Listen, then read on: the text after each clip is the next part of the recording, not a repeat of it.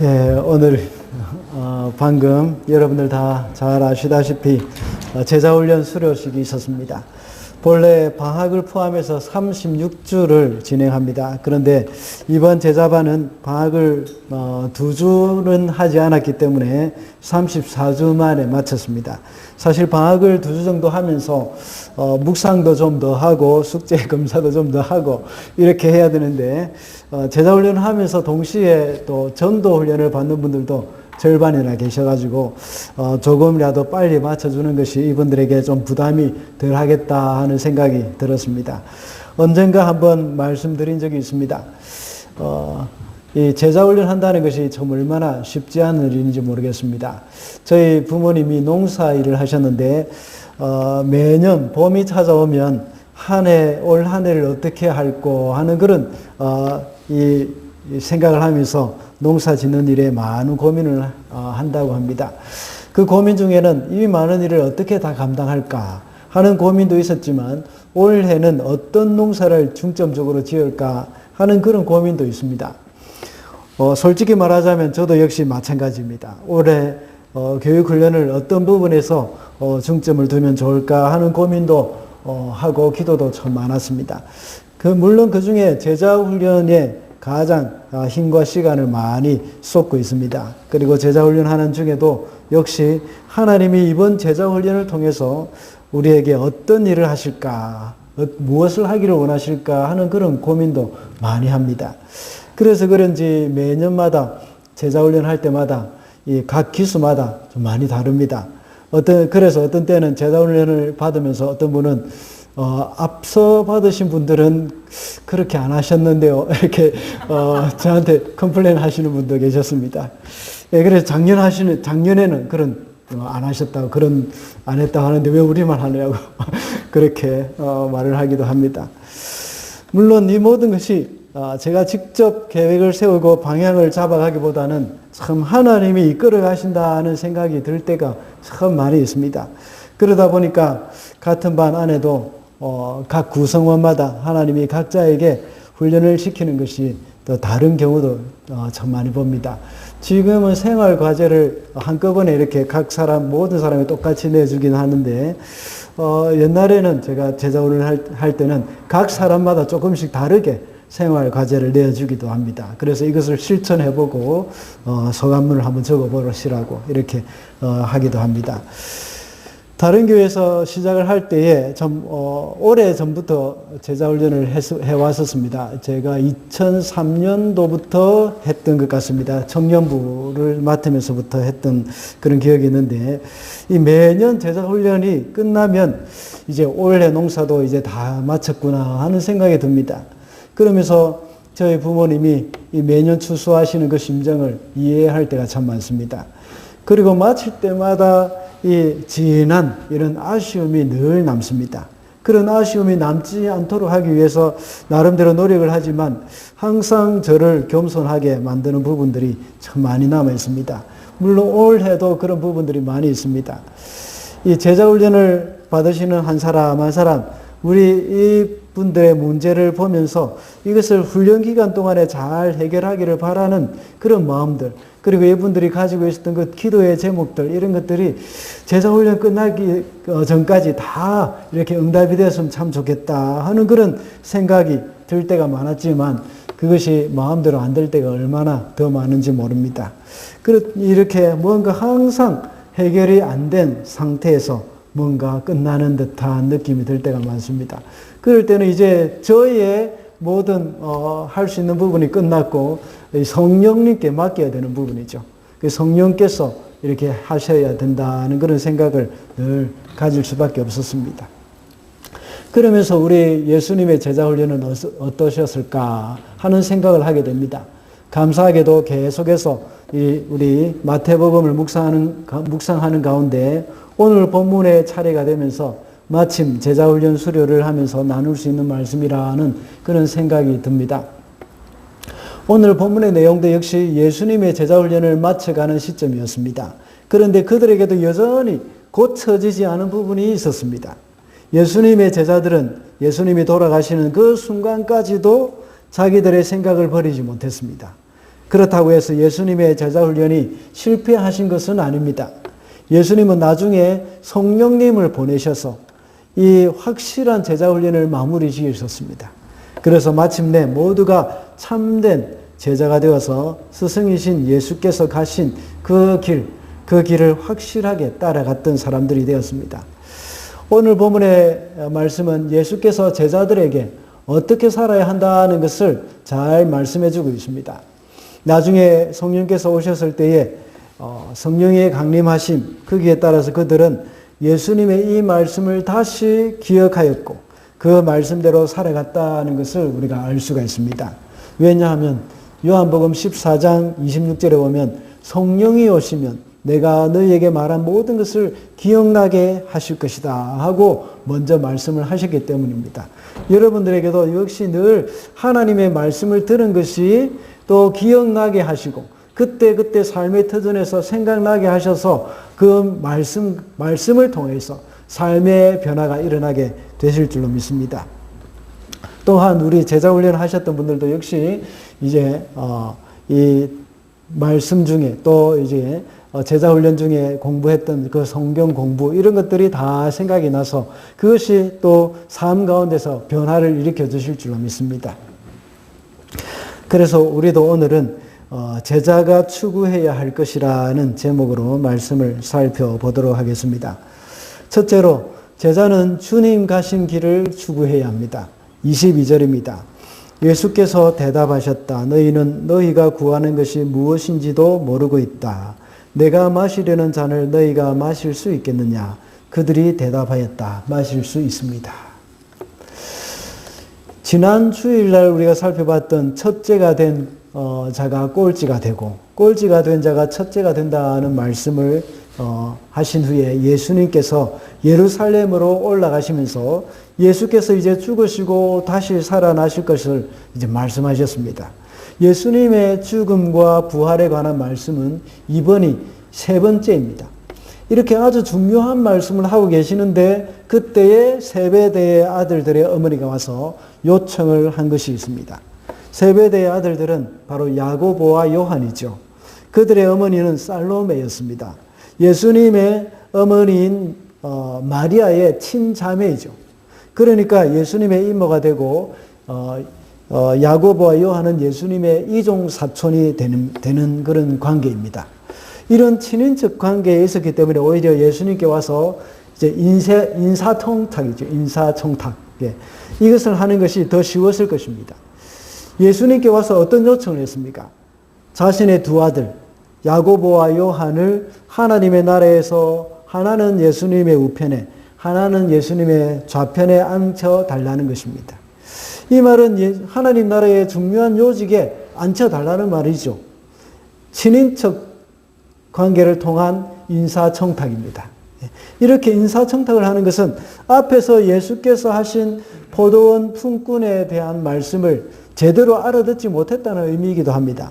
이렇게 청탁하는 것은 어떤 일에 대한 보상을 기대하고 있기 때문입니다. 나도 그 정도 자격이 있다 하는 그 말이죠. 이것은 그렇기 때문에 예수님께서 너희들이 내 잔을 내가 마실 잔을 너희가 마실 수도 있겠지만 그것을 주는 이는 그러니까 여기서 큰 높은 자리를 주는 분은 하나님이시다고 말씀을 하셨습니다. 이것은 이른 새벽에 포도원에 일하러 들어간 그 사람의 마음이지 오후 5시에 들어간 사람의 마음이라고는 할 수 없습니다. 그러나 예수님의 제자로서 가야 할 길은 이 세상에서 높은 자리에 앉는 것이 아니라 예수께서 마셔야 할 고난의 잔입니다. 그 잔을 마실 수 있느냐 하는 질문에 두 사람은 그렇게 할 수 있다고 대답을 했습니다. 그들은 그 말의 의미가 무엇인지 알지 못한 채 대답을 한 것이었습니다. 예수님이 마셔야 할 잔은 바로 십자가의 고난의 잔이고 예수께서 걸어가셔야 할 길이 바로 또 십자가 고난의 길이었던 겁니다. 그들이 해야 할 일들, 그들이 예수님을 따라가야 할 그 길이 바로 십자가의 길이라는 것입니다. 비록 그들은 예수님이 마시는 잔의 의미가 무엇인지 알지는 못했지만 알지를 못한 채 대답을 했지만 결국 야고보와 요한은 이 두 사람은 사도들 중에 첫 번째 순교자가 되었고 마지막으로 죽은 사람이 각각 되어졌습니다. 야고보는 제자들 중에 가장 먼저 순교를 한 사람이었습니다. 사도행전 12장 2절에 보면 헤롯이 요한의 형제 야고보를 칼로 쳐 죽였다고 기록이 되어 있습니다.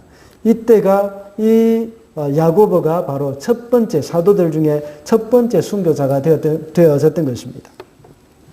그리고 요한은 비록 순교는 하지 않았습니다. 온갖 고난을 다 당했습니다. 밤모섬에서 유배 생활을 하기도 했고 끓는 가마 속에 집어넣어서 죽이려고 했지만 요한은 거기서도 역시 살아났습니다. 많은 고난을 당하면서 제자들 중에 가장 오래 살았던 사람입니다. 그러다가 많은 고난을 겪고 연수가 다 되어서 죽었던 그런 사람이었습니다. 예수님의 모든 제자들은 그때 당시에는 예수님을 따른다는 것이 무엇인지 정확하게 알지 못했습니다. 대부분의 제자들은 예수께서 이스라엘을 회복하셔서 이제 로마로부터 독립을 하게 되면 그 중에 장관이나 총리의 자리 하나 얻게 될 그런 일에만 관심이 있었던 것입니다. 그러나 나중에 가서야 예수님을 따른다는 말이 그게 아니라는 것을 알았습니다. 그리고는 모두가 다 주님이 가신 그 길을 갔던 것입니다. 제자들은 세상의 영광보다는 예수님이 가신 그 십자가의 길을 추구해야 합니다. 제가 여러 번 말씀드린 적이 있습니다. 지난번 마태복음 16장을 강해하면서도 말씀을 드린 적이 있고 지난 고난주간에 금요 기도일, 금요 고난일 예배 때도 말씀을 드렸습니다. 십자가에 대한 오해 중에 하나는 어쩔 수 없이 억지로 운명으로 여기고 지고 가는 것이라고 생각하는 그런 경향이 있습니다. 그러나 예수님의 지신 십자가는 어쩔 수 없이 억지로 지고 가신 것이 아닙니다. 예수님은 자원해서 지고 가셨다고 제가 말씀드렸습니다. 기꺼이 지시는 십자가였습니다. 제가 한국에서 사역할 때 교회에서 단체로 성지순례를 다녀온 적이 있습니다. 교역자들도 부부가 함께 갔었습니다. 이집트와 이스라엘과 로마를 다녀왔습니다. 이집트에서는 홍해 바다를 따라서 출애굽 여정을 돌아봤습니다. 그리고 이른 새벽에 시내산에도 올라갔다 왔습니다. 그리고 이스라엘에서는 예수님의 발자취를 둘러봤습니다. 거기서 사해를 거쳐서 갈릴리 바다에서 배를 타고 예배를 드린 적도 있습니다. 예루살렘에 갔을 때는 마침 유대인들의 이 성인식 하는 장면도 보면서 참 좋은 경험을 했던 적도 있습니다. 그리고 로마에서는 콜로세움과 카타콤 그리고 아비오 광장과 사도 바울의 참수터에 가서 함께 기도하는 시간도 가졌습니다. 지금 보고 있는 그 사진이 바로 카타콤, 로마의 카타콤 내부입니다. 로마에서 마지막 밤을 보내고 아침에 한국으로 출발하기 전에 아내와 함께 기도하는 시간을 가졌습니다. 그런 가운데 하나님께서 저에게 참 큰 깨달음을 주셨습니다. 그것은 우리가 다닌 이집트, 이스라엘, 로마 이것은 바로 십자가의 길이었다는 것입니다. 이집트를 통해서 출애굽 여정을 보면서 모세의 삶이 생각이 났습니다. 모세는 이집트 바로왕의 공주의 아들이라는 그런 칭함을 거절하고 자기 백성들과 함께 고난받기를 더 좋아했다 하고 기록이 되어 있습니다. 모세는 이집트의 왕자였습니다. 그리고 그 왕궁에서 편안하게 살 수 있는 그런 사람이었습니다. 종들을 부리고 자기가 원하는 것을 무엇이든지 할 수 있는 사람이었습니다. 그렇지만 그 모든 권리를 포기하고 자원해서 하나님의 백성들과 함께 고난받는 그 일을 선택했던 것입니다. 그리고 이스라엘 땅에서 예수님의 발자취를 보면서 십자가를 생각하게 되었습니다. 예수님이 지고 골고다로 가신 그 십자가 고난뿐만 아니라 예수님도 역시 천국에서 천사들의 예배를 받으면서 편안하게 계실 수 있었습니다. 그러나 그렇게 하지 않으시고 이 땅에 사람의 몸을 입고 오신 것입니다. 그리고 온갖 고난과 모욕을 다 당하시면서 십자가를 지셨습니다. 그것도 역시 예수님이 자원해서 권리를 포기하신 것입니다. 마지막으로 로마에서 사도 바울의 발자취 우리가 보았습니다. 사도 바울의 참수태는 우리에게 또다시 많은 도전을 주었고 십자가에 대해서 말을 해주고 있었습니다. 사도 바울은 유대인의 랍비였죠. 그 당시 최고의 이 학자였고 모든 사람들에게 존경을 받는 가말리엘의 제자였습니다. 사도 바울도 그 가말리엘의 제자로서 나중에 유대의 랍비로서 아주 존경받는 인물로 편안한 여생을 살 수 있었습니다. 그러나 그는 그 모든 것을 포기하고 예수님을 위해서 평생 고난을 받으면서 살았습니다. 사도 바울은 유대인에게 존경받는 대신에 유대인으로부터 가장 많은 핍박을 당하는 사람이 되었습니다. 그리고 마지막에는 로마에서 목베임을 당해서 죽게 되었던 것입니다. 주님 가신 길을 간다는 것은 바로 이런 것입니다. 우리는 우리가 가진 것을 다 누리면서 살아갈 수가 있습니다. 먹을 것, 맛있는 것 다 먹고 잘 것 다 자고 쉬면서 드라마도 보고 유튜브도 마음껏 보면서 안락한 삶을 살 수가 있습니다. 그러나 주님의 길을 간다는 것은 그것을 포기하고 자원해서 불편한 삶을 사는 것입니다. 내가 누릴 수 있는 권리가 있지만 그런 권리를 다 누리지 않고 그런 권리가 없는 사람처럼 살아가는 것입니다. 이것이 바로 십자가의 길을 가는 길입니다. 예수님이 가신 십자가의 길은 바로 하나님의 나라를 완성하는 길이었습니다. 많은 사람들은 이 땅에서 사는 동안에 자아 성취를 위해서 살아갑니다. 그러나 십자가의 길은 자아 성취가 아닙니다. 십자가의 길은 바로 하나님의 뜻을 성취하는 것입니다. 자아를 포기하고 나를 죽이고 하나님 나라를 이루어가는 길입니다. 예수께서 십자가를 통해서 하나님 나라의 완성을 이루셨던 것처럼 우리도 역시 주님이 가신 그 길을 따라 십자가의 길을 걸어갈 때에 하나님의 뜻이 우리를 통해서 이루어질 것입니다. 그러므로 제자는 주님의 가신 길, 그 길을 추구하며 살아가야 한다는 것입니다. 둘째로 제자는 종의 자리를 추구해야 합니다. 26절부터 28절까지입니다.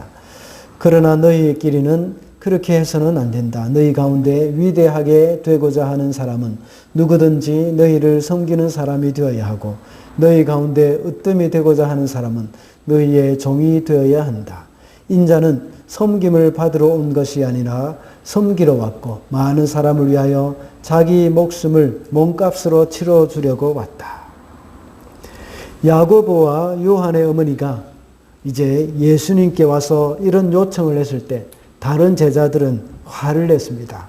왜냐하면 그들도 모두가 같은 것을 추구하고 있었기 때문입니다. 만약 그런 것들에 전혀 관심이 없었다면 야고보와 요한의 어머니가 예수님께 와서 이런 청원을 했을 때에 그들은 화도 나지 않았을 것이고 거기에 대해서 관심도 없었을 것입니다. 그러나 그들도 다 이런 자리 문제에 관심이 참 많이 있었던 겁니다. 개인적인 친분관계, 그런 가운데서 개인적인 친분관계, 다시 말하자면 친인척 관계를 이용해가지고 자신의 정치적인 야욕을 성취하려고 했기 때문에 그것 때문에 바로 화가 났던 겁니다. 많은 사람들은 그렇지 않습니까? 다른 사람의 모습 속에서 나의 부족한 모습을 발견했을 때에 굉장히 화를 많이 내지 않습니까? 그렇지 않습니까? 그런 경우가 참 많습니다. 모두에게 공평해야 하는데 이렇게 친인척 엄마 찬스 그것을 이용한 것이죠. 이 누구에게는 좋은 자리 준다는 그런 기회를 이렇게 누구에게는 주고 누구에는 주지 않고 이런 기회균등의 차원을 제대로 실천하지 못한다 하는 이런 것들 가지고 참 많이 분노를 했을 것입니다.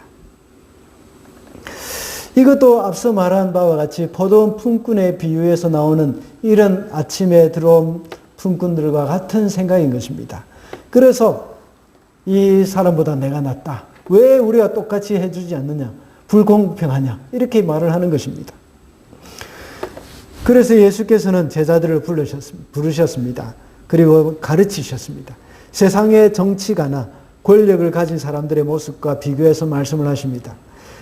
이방 민족들의 통치자는 어떻습니까? 백성을 억압하고 내리누르고 권세를 부리지만 제자들은 그렇게 해서는 안 된다는 것을 말씀하고 있습니다. 그들은 지금까지 3년 가까이 예수님의 제자로 생활하고 있지만 여전히 세속적인 가치관을 가지고 서로 으뜸이 되려고 하는 것입니다. 서로 누가 크냐 하고 계속해서 다투고 있었던 것입니다. 그래서 지금까지 예수님은 몇 번이나 이 부분에 대해서 가르치셨습니다. 우리 성도들도 그렇지 않습니까? 수년, 수십 년을 신앙생활을 하지만 여전히 세상의 가치관에 젖어서 그것을 추구하며 살아가는 분들이 있을 것입니다. 자신이 그것을 포기하지 못하고 내려놓지 못하는 부분들입니다. 사실 이런 것은 한번 뛰어넘으면 해결되는 문제입니다. 무엇이든지 처음이 문제입니다. 한번 결심하고 실천에 옮겨버리면 그 다음부터는 너무나도 쉬워집니다. 내가 먼저 낮아져서 상대방에게 사과를 해버리면 그 다음은 아무것도 아닌 것처럼 너무나도 자연스러워집니다. 그 알량한 자존심 때문에 그것을 하지 못하는 경우가 너무나도 많이 있습니다.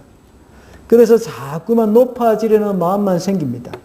내가 좀 더 멋있게 보이고 싶은 마음, 좀 더 남자답게 보이고 싶은 마음이 우리로 하여금 주님처럼 종이 되지 못하게 만들고 있습니다. 이것도 용기가 필요합니다. 세상 사람들은 남을 이기는 것이 용기라고 생각하지만 성도는 자신을 이기는 것이 용기입니다. 정말 큰 용기는 자신을 극복하는 것이 용기입니다. 그것을 극복하고 나면 큰 평안이 오지만 그것을 포기하지 못함으로 인하여서 참된 평안을 경험하지 못하는 것입니다. 으뜸이 되고자 하는 자는 종이 되어야 한다고 말씀하셨습니다. 왜냐하면 예수께서 섬기기 위해서 이 땅에 오셨기 때문입니다. 제자들은 모두가 으뜸이 되고 싶은 마음은 있었지만 종의 자리에서 섬기고 싶은 마음은 없었습니다. 제자들은 이 문제를 예수님과의 제자 훈련이 끝나는 그 순간까지도 여전히 극복하지 못했습니다. 그래서 마가 요한의 다락방에서 예수님의 발을 씻겨 드려야 하는데 그 누구도 하기 싫었습니다. 하루 종일 다니고 이제 집에 들어와서 식사를 할 때는 누구든지 그 샌달에 묻었던 그 먼지 이런 것들을 다 깨끗이 발을 씻어야 합니다. 그런데 아무도 스승이신 예수님의 발을 씻겨드리고 싶어 하지 않았습니다. 왜냐하면 그때까지 계속해서 누가 크냐의 문제로 서로 다투고 마음이 불편한 가운데 있었기 때문입니다.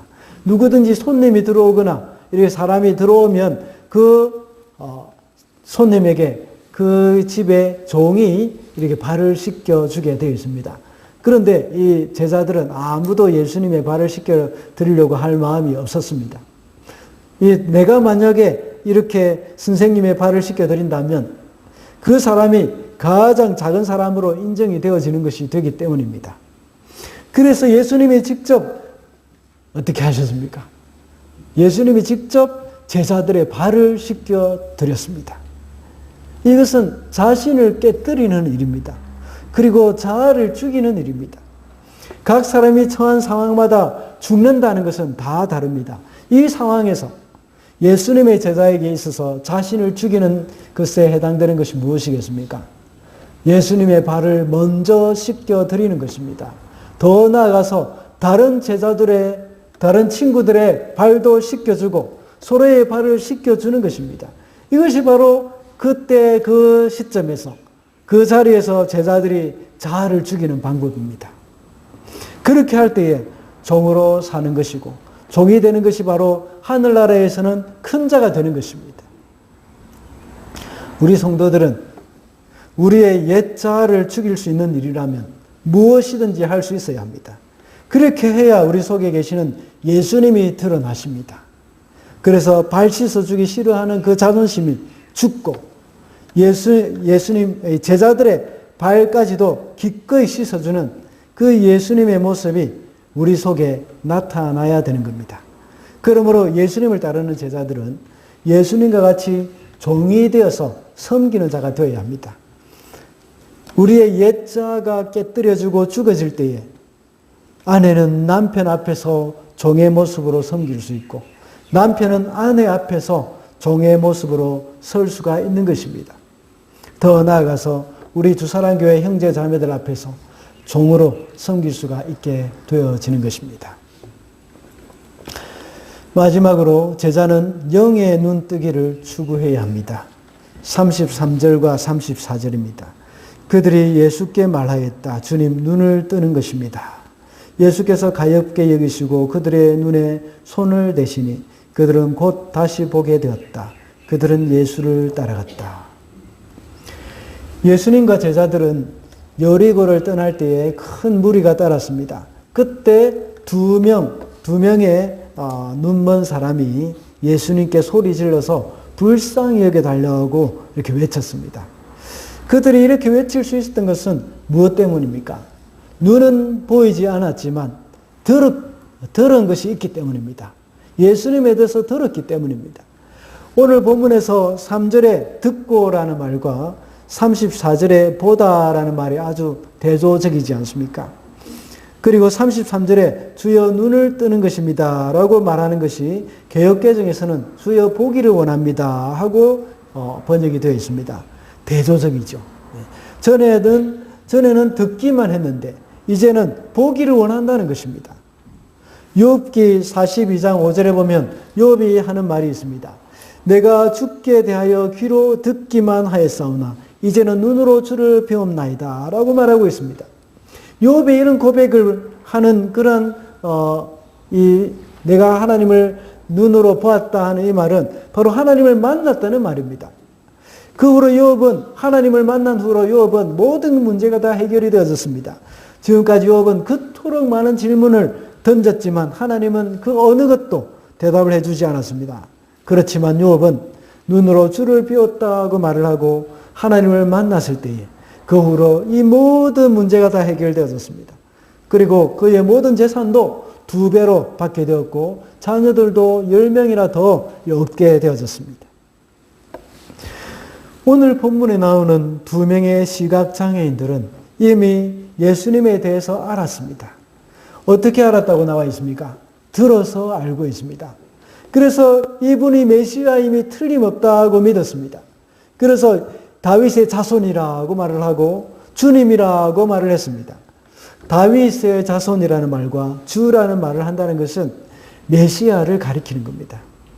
이런 믿음을 가지고 그는 예수님께 부르짖었던 것입니다. 그리고 예수께서 소원이 무엇인지 물어보셨을 때에 눈을 뜨는 것이라고 대답했습니다. 그리고 예수님은 그들의 소원대로 눈을 뜨게 해주셨고 다시 보게 되자 예수를 따랐다 하고 말씀하고 있습니다.